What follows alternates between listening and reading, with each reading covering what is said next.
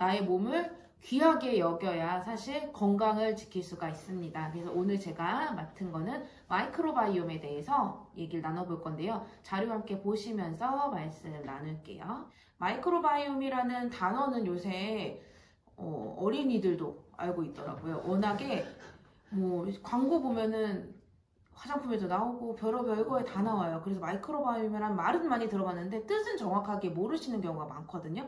마이크로바이옴이 뭐냐 하면 마이크로브라는 단어, 미생물이라는 단어예요. 이거랑 그다음에 바이옴, 생태계라는 단어의 합성어예요. 그러니까 우리 몸 안에 있는 미생물들의 공생하고 있는 미생물들의 생태계를 뜻하는 겁니다. 그 마이크로바이옴은 크게 세 가지로 나눌 수가 있는데요. 첫 번째로는 몸 안에 있지만 내 건강에 전혀 영향을 끼치지 않는 공생균, 그리고 내 몸에서 서식을 하면서 이제 몸을 지키고 유해한 세균이나 이런 걸로부터 지켜주는 유익균이 있고요. 그리고 나의 컨디션이나 환경에 따라서 병원성을 띠는 유해균, 이렇게 세 가지로 나눌 수가 있어요. 아마 그전에는 유익균, 유해균, 이 얘기는 우리 유산균이나 이런 얘기하면서 많이 들어보셨을 텐데요. 이제는 유익균, 유해균만을 생각할 때가 아니라 이 전체 미생물의 생태계까지 생각해야 되는 시대가 왔습니다. 그러면은 이 마이크로바이옴, 이 미생물들은 어디에 서식을 하고 있는지 한번 볼게요.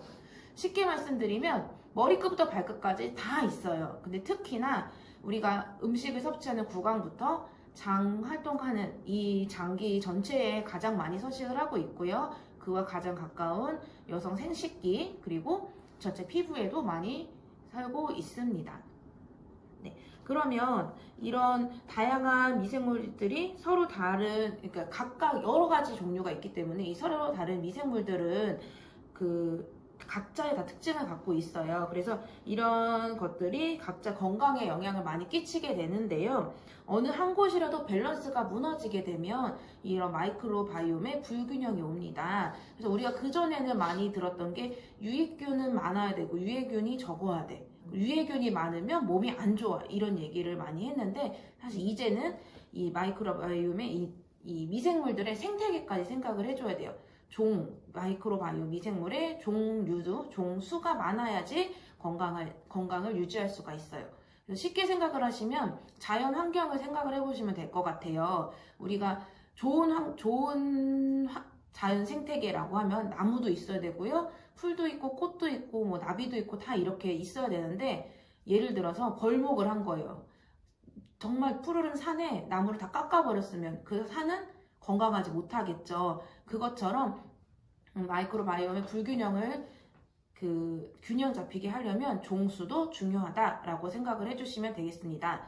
그래서 만약에 불균형하게 되면 어떻게 되냐, 그 불균형한 상태를 가지고 디스바이오시스라고 하는데요. 이렇게 되면 병원균이나 질병에 가까워질 수 있고 노출되기 쉽다고 보시면 되세요.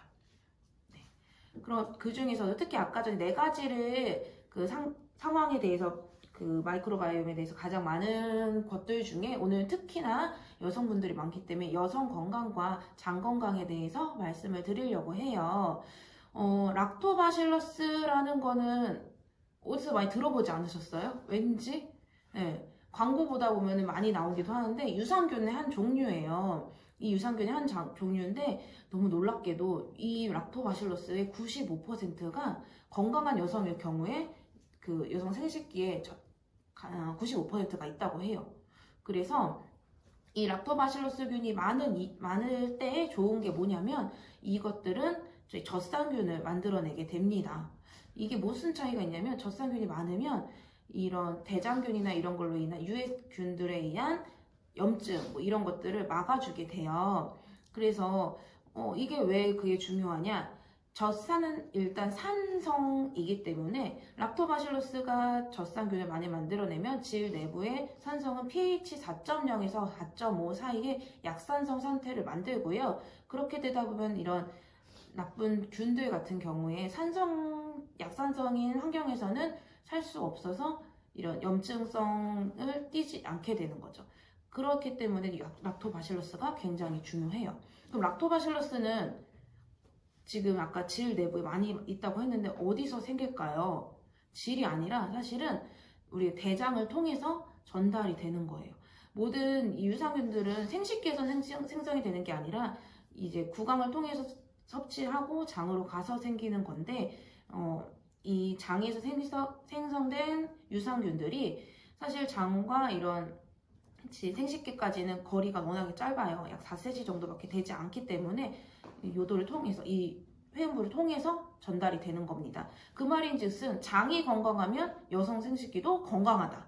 반대로 말하면 장이 안 좋으면 여성 생식기도 좋지 않다. 그래서 대부분 요새 특히나 젊은 여성분들이나 10대들도 많아요. 요새는 워낙 앉아있고 그렇다 보니까 그 방광염이나 질염 이런 게 많이 있어요. 저도 생각해보니까 회사 다닐 때는 거의 스타킹도 많이 신고 타이트한 옷을 입고 안전우만 있다 보니까 많이 노출이 됐던 것 같아요. 그러면 어떻게 병원을 가면은 사실 항생제나 이런 걸 많이 사용을 하게 되는데, 그것도 물론 급할 때는 필요하지만 사실은 장 건강부터 지키면 그것도 해결이 될 수 있다는 거죠.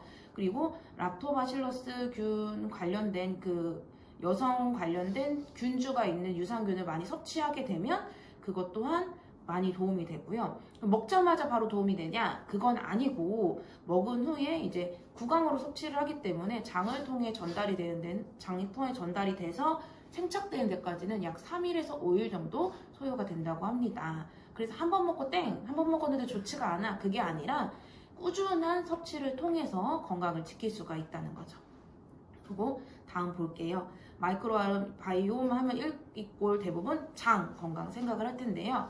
건강한 성인을 기준으로 해서 약 70kg 정도 되는 남성의 배꼽 밑에 주먹 정도 크기를 보면 약 38조 마리의 장내 미생물이 있다고 해요.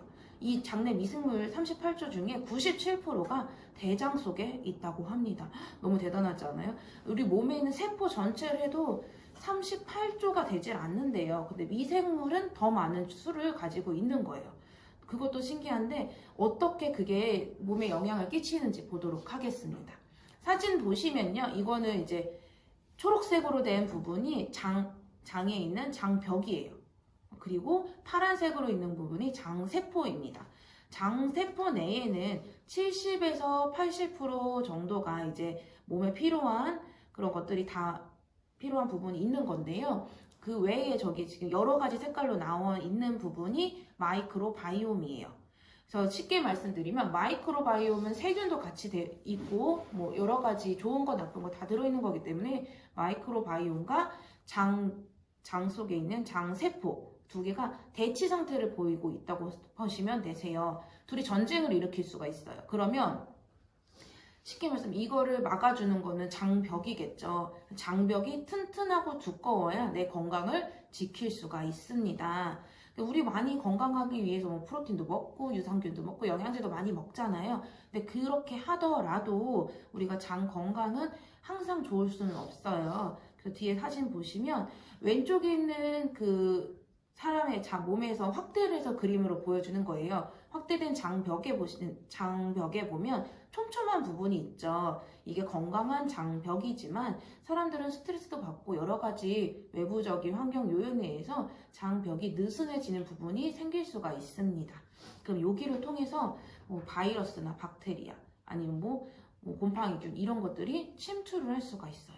침투를 하게 되면 혈액을 통해 온 몸으로 퍼질 수가 있고 그때 이제 몸에서 여러 가지 증상들이 발생이 되고요. 그게 몸 전체의 염증성으로 나타나게 됩니다. 그런 염증성으로 나타나는 거를 장누수 증후군이라고 하는데요. 뒤에 한번 보실게요.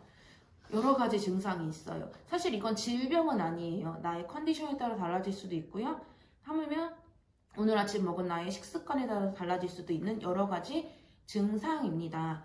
보시면요. 변비나 설사, 뭐 아니면 소화불량 이런 거는 많이 흔하게 있죠. 근데 그 외에도 보시면 만성피로, 그리고 뭐 우울증, 이런 불면증 이런 것들이 있어요. 이상하지 않아요? 장인데? 그래요. 소화가 안 되는 건 이해를 하겠어요. 변비가 생기는 것도 이해가 되고 설사를 하는 것도 이해가 되겠는데 왜 나의 머리, 이제 피로도나 뭐 우울감이나 이런 것들까지 장에서 그걸 컨트롤을 할까요? 그거는 왜냐면 장을 제2의 뇌라고 부르기 때문이에요. 장은 장 자체 내에 있는 신경체로서 장 자체도 컨트롤을 해요. 뭐 다른 거에 뇌나 이런 부분에서 지시를 받아서도 하지만 스스로도 하게 되는데 대장은 그 외에도 뇌와 직접적으로 연결이 되어 있는 중추신경계 그리고 자율신경계와 연결이 되어 있습니다.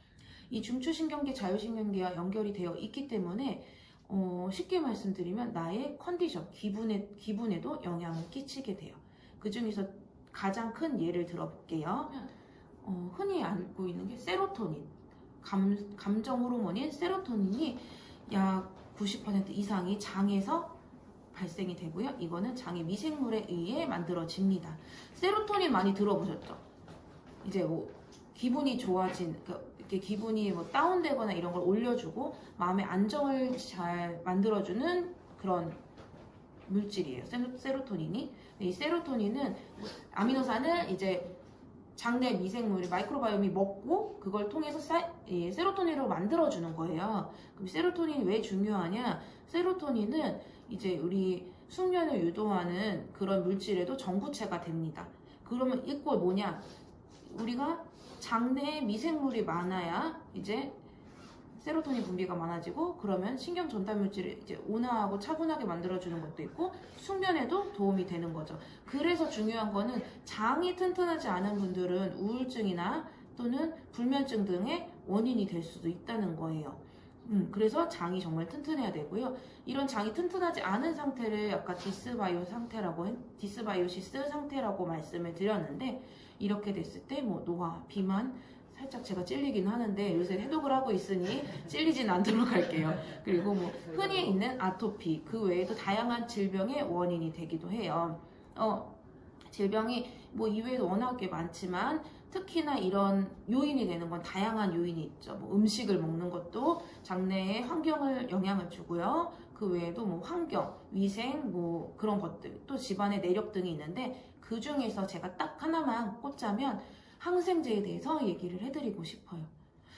항생제는 많이 들어보셨죠? 아마 안 먹어본 사람은 대한민국 사람 중에 거의 없을 것 같은데요. 항생제를 영어로 했을 때 제가 너무 충격을 받았어요. 안티바이오틱스. 우리 프로바이오틱스, 장내에 필요한 프로바이오틱스 얘기 많이 들었잖아요. 근데 안티래요.